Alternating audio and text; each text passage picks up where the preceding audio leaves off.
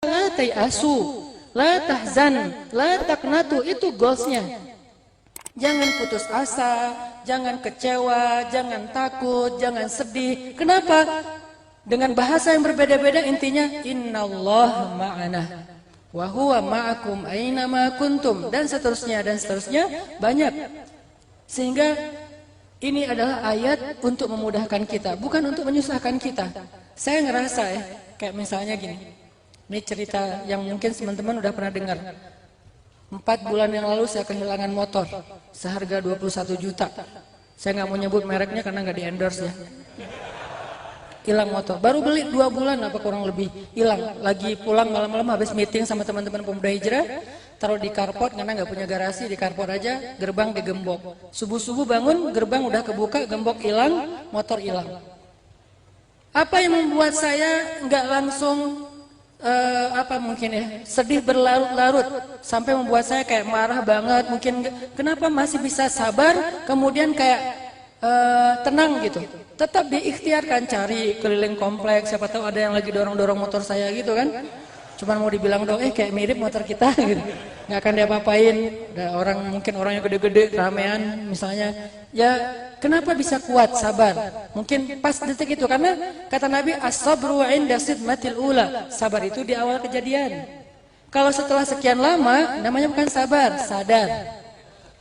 Jadi kalau kita dapat musibah, panik gitu, udah lama-lama, ya udah deh, innalillahi wa inna ilaihi rajiun. Itu bukan sabar, itu sadar.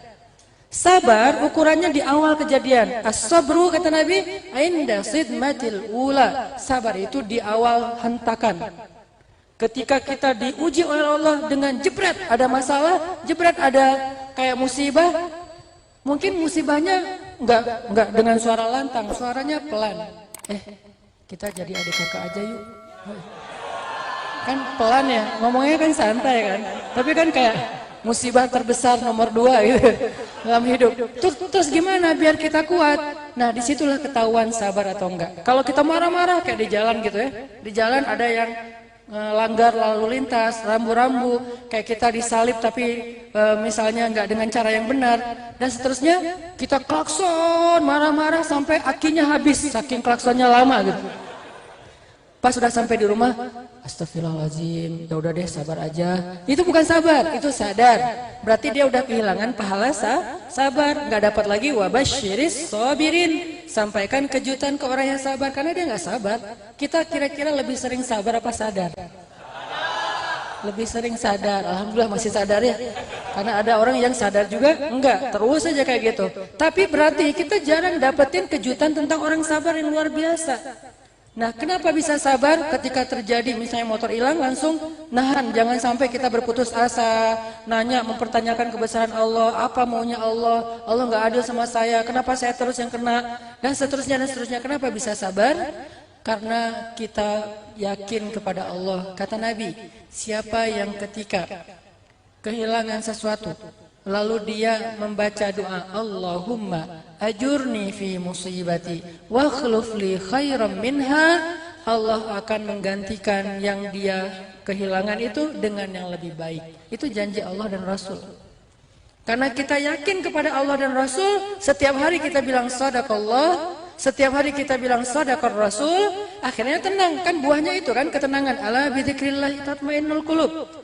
Zikir di sini itu bukan cuma subhanallah, subhanallah, bukan. Ketika kita ingat Allah dalam masalah kita, jadi tenang. Kenapa? Masalah kita kalau ditaruh di depan mata kita itu jadi gede. Begitu ditaruh di hadapan Allah jadi kecil. Dunia ditaruh di depan kita besar banget. Dunia ditaruh di depan Allah lebih ringan daripada 11 sayap nyamuk. Sehingga artinya apa? Masalah apapun kalau kita hadapin sendiri itu nggak akan kuat. Kegedean masalahnya. Tapi kalau ditaruh di hadapan Allah itu jadi ringan, gampang, sepele banget, receh. Karena kita taruh di hadapan Allah, jangan di hadapan kita. Makanya kalau ada masalah, jangan taruh di depan kita. Taruh di depan Allah. Cara naruh masalah di hadapan Allah, taruhlah dia di atas sajadah dalam sujud panjang kita. Itu cara naruh masalah di hadapan Allah. Begitu kita taruh dengan doa-doa kita, langsung ringan. Kenapa? Itu mah receh di hadapan Allah. Kalau kita nggak yakin dengan doa, wakhluf li khairan minha, kita bakalan putus asa. Baru juga beli 3 bulan, kayak sedih banget gitu kan. Udah belinya cash lagi.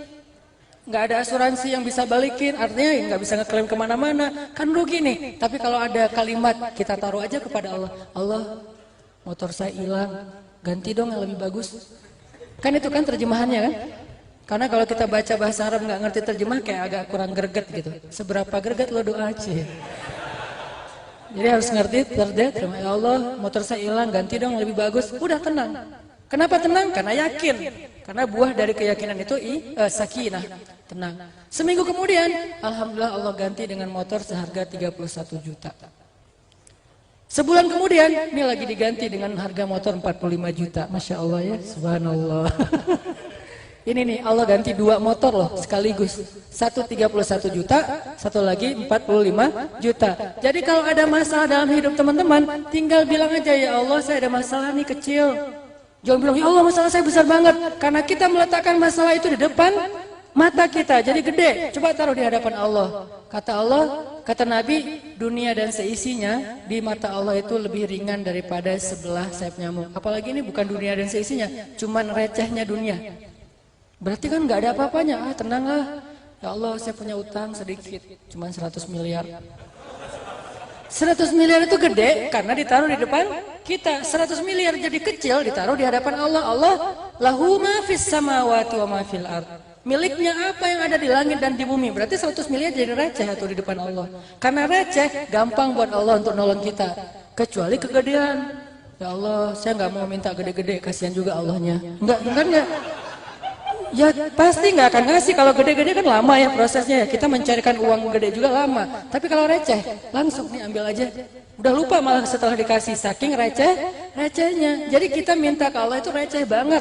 Sehingga buat Allah tuh gampang ngasihnya. Dan ini kan ajaran rububiyah. Keep the faith, kalau bahasa pemuda hijrah, kita yakin sama Allah, la tahzan. Jadi ayat itu justru untuk memudahkan hidup kita. Sehingga makin banyak kita hafal ayat-ayat tentang tauhid, tentang kebesaran Allah, harusnya hidup kita tuh jadi lebih easy going loh. Tenang ada Allah, tenang ada Allah. Maryam alaihassalam atau radhiyallahu anha, tergantung mazhab. Ada yang mengatakan Maryam nabi, berarti alaihassalam. Ada yang mengatakan Maryam itu bukan nabi tapi orang soleh, berarti radhiyallahu anha. Ketika ngelahirin anaknya seorang diri, makanan qasiyah, tempat yang sangat jauh, nggak ada bidan, nggak ada siapa-siapa, sendiri, Maryam sedih dan takut. Saking takutnya, takut apa? Takut dibully. Karena Bani Israel itu hobinya tuh ngebully orang di sosmed. Itu Bani Israel banget tuh. Jadi mereka senang banget pakai hashtag bulian. Itu Bani Israel. Bisa dibilang kayak bangsa paling bawel tuh Bani Israel. Jadi Musa tuh sabar banget sama Bani Israel. Sehingga Nabi ketika pernah dibawelin sama sahabat sekali, Nabi bilang apa? Musa pernah diperlakukan lebih berat dari ini dan dia sabar. Sehingga Nabi sabar. Apa waktu itu yang terjadi sama Nabi? Nabi dituduh nggak adil dalam membagi ghanimah. Kata mereka, Nabi ini kayaknya ini udah lebih mendahulukan keluarganya daripada kita. Ini udah nggak fair. Ini bukan karena Allah lagi. Nabi sedih digituin sama mereka. Baca komen-komen mereka, broadcast mereka di segala grup-grupnya para sahabat. Kan sedih tuh. Apa yang buat Nabi agak sedikit nahan diri? Karena Musa pernah lebih berat lagi dibully sama Bani Israel. Nah Maryam takut dibully. Dibully apa? Punya anak, nggak punya suami. Dan itu jadi celah banget untuk ngebully Maryam. Sehingga Maryam saking takutnya, Maryam mengatakan gini, ya laitani mittu qabla hadha wa kuntu nasyam mansiya. Seandainya saya mati aja, kata Maryam. Saya nggak sanggup hidup kalau kayak gini. Gimana kalau nanti mereka ngebully saya? Gimana kalau nanti saya jadi trending topik di mana-mana orang menghina saya, hashtag tentang saya, Maryam hina, Maryam selingkuh, Maryam apa? Gimana?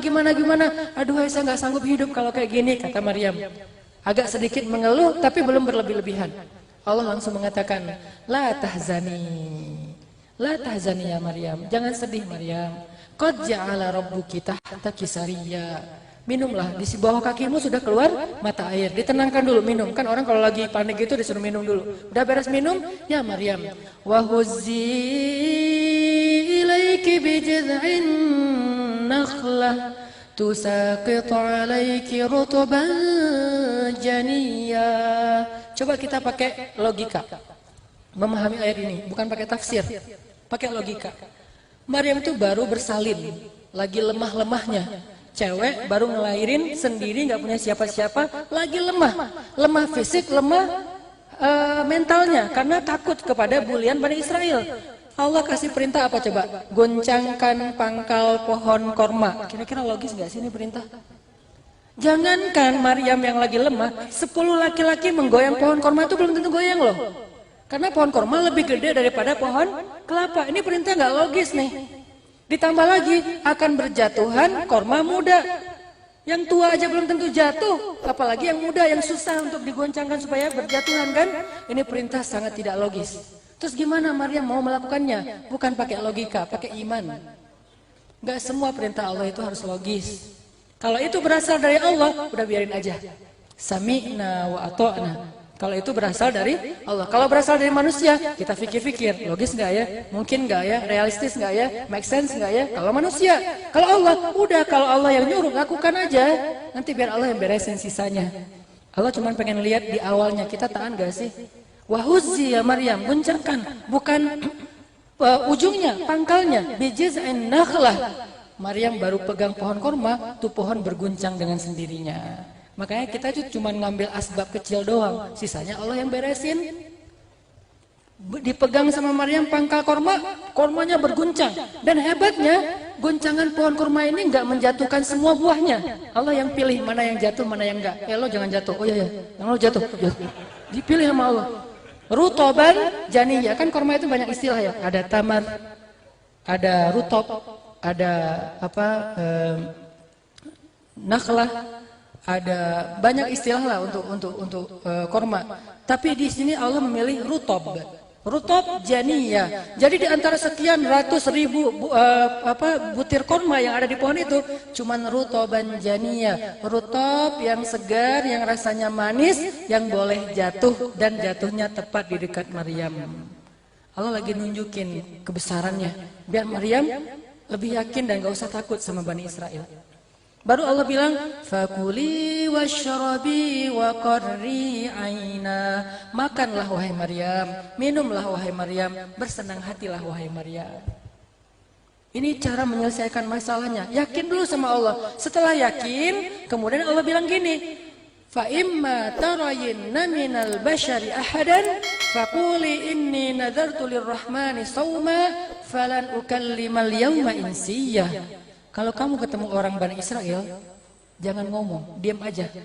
Kalau dibully, diam. Kalau di-hate, diam. Kalau di kick dari grup, diam. Kalau grupnya yang left dia, diam. Kadang-kadang kita nggak left grup, grupnya yang left. Mereka bikin grup baru di sebelah, cuman kita doang yang nggak di-invite, yang lain masuk. Ini nih, diam, nggak usah di-komen, nggak usah di-replay, nggak usah di-forward. Diam aja, nggak usah di-capture. Terus kalau nanti saya jadi dibully rame-rame ya Allah di sosial media, sementara mereka kan punya banyak selebgram yang bisa influencer gitu kan, ngeramein trending topik. Diam kata Allah. Lan ukallimal yaum insiya. Seorang pun saya nggak akan ajak ngomong. Satu haters pun nggak akan saya replay. Satu broadcast pun nggak akan saya balas. Terus gimana saya ngebela diri? Tenang, ada Allah yang tadi udah nunjukin kebesarannya. Biar Allah yang pakai cara Allah yang lebih keren. Pulang Maryamnya. Fa'atat bihi qaumaha tahmiluh. Pulang sambil menggendong bayinya yang tidak punya ayah. Baru di gerbang kota Al-Quds udah dihadang, dipersekusi sama Bani Israel. Mereka semuanya udah nunggu Maryam pulang. Begitu Maryam muncul di gerbang kota Al-Quds yang suci, mereka langsung menghadang mengatakan, Maryam, kamu wanita kotor, nggak boleh masuk ke kota suci kami.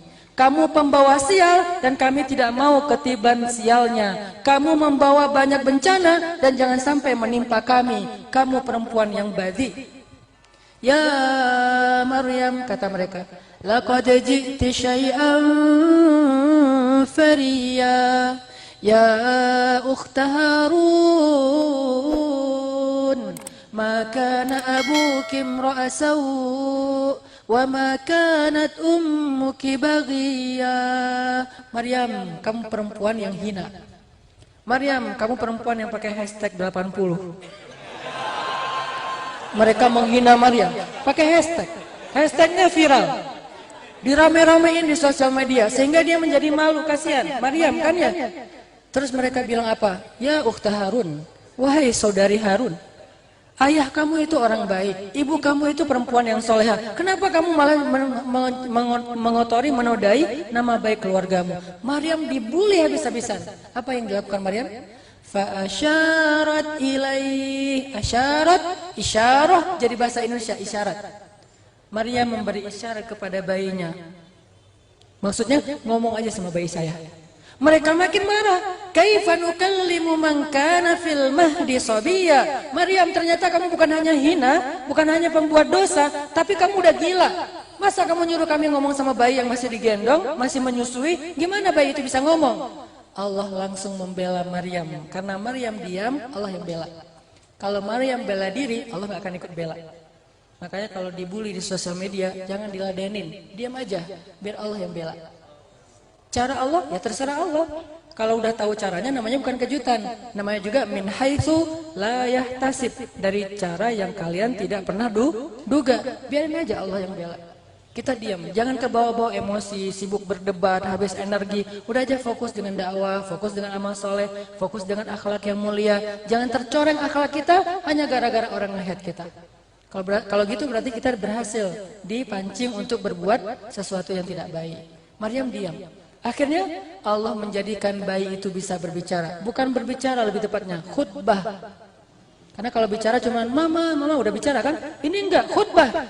Qol inni abdullah. Kebayangnya bayi Isa lagi dalam gendongan ibunya ngomong. Inni abdullah ataniyal kitaba wa ja'alani nabiyya وجعلني مباركا أينما كنت وأوصاني بالصلاة والزكاة ما دمت حيا وبرا بوالدتي ولم يجعلني جبارا شقيا والسلام. Ini bayi yang ngomong loh. Wassalamu alaihi yauma wulidtu wa yauma amutu wa yauma ub'atsu hayya. Panjang banget ngomongnya. Bisa diulang? Padahal kita udah dewasa. Ini bayi aja bisa ngomong sefasih itu. Aku adalah hamba Allah yang diberikan Allah Alkitab yaitu Injil, dan aku dijadikan sebagai nabi. Dan aku diberikan kemampuan membawa keberkahan dimanapun aku berada. Allah memerintahkan kepadaku untuk sholat dan zakat sepanjang hidupku. Allah menyuruh aku berbakti kepada ibuku, bukan kepada kedua orang tuaku. Itu kode. Wa barron biwalidati. Harusnya wa barron biwalidayya. Kan harusnya gitu kan? Aku diperintahkan berbakti kepada kedua orang tua. Enggak, aku diperintahkan berbakti kepada ibuku. Kenapa? Aku nggak punya ayah. Bukan ada ayah tapi nggak bertanggung jawab. Bukan, nggak punya ayah. Kalau ada ayah dan nggak bertanggung jawab, kita tetap disuruh berbakti. Soal dia nggak bertanggung jawab, urusan dia dengan Allah. Tapi soal kita berbakti atau enggak, urusan kita dengan orang itu, dengan ayah kita. Ini nggak punya ayah, jadi siapa yang mau dibaktiin? Sehingga wabarrom biwalidati. Dan kalimat yang berikutnya, wassalam alayya yauma wulidtu. Keselamatan bagiku hari ketika aku dilahirkan. Maksudnya, aku dilahirkan sebagai bayi suci, bukan bayi yang ternoda. Jadi Isa yang masih bayi membela ibunya karena ibunya diam sesuai dengan perintah Allah. Ini kan solusi dalam hidup.